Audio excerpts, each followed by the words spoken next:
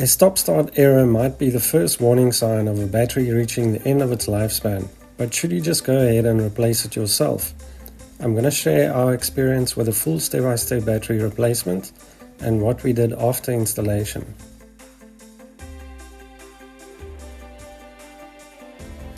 After replacing a couple of batteries on the previous generation T31 model, the thought of a crank no start always sits in the back of my mind when disconnecting the terminals, but I wanted to see if this one would do the same.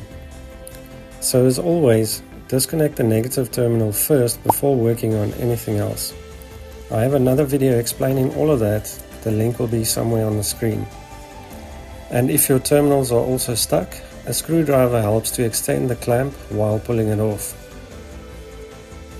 Once the negative is off, feel free to do the bracket or the positive. It doesn't really matter from here. The clamp nut should be easily accessible on the side.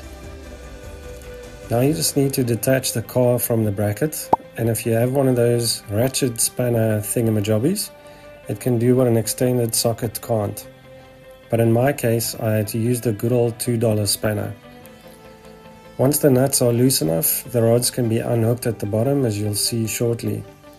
But don't get too excited just yet. There was one surprise still waiting for me, which I'll get to in a bit. For now, start the installation with some clean terminals. You can use some fine sandpaper or this handy little tool that cleans both the terminals and battery posts. I'll leave a link in the description.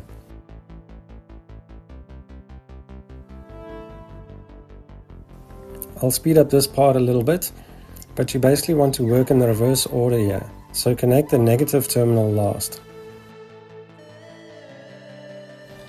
If you find these videos helpful, I hope we've earned your subscription by now, but even a like or a super thanks will be appreciated.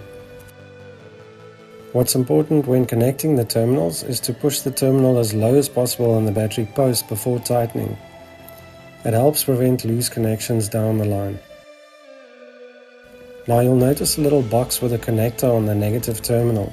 It's normally found on cars with stop-start and some sort of battery monitoring or management system.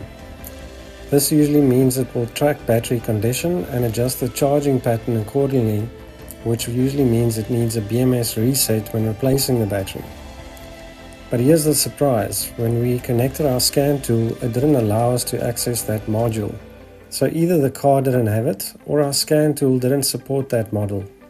Let me know in the comments if Nissan uses a higher end scan tool, or it might not strictly need a BMS reset if the battery specs are identical. For those that are interested, this is the battery we used, but to make it easier, I'll also share links in the description for compatible batteries to use here.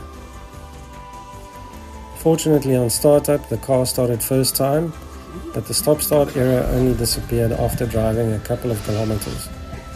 A radio code isn't required and the station presets weren't lost.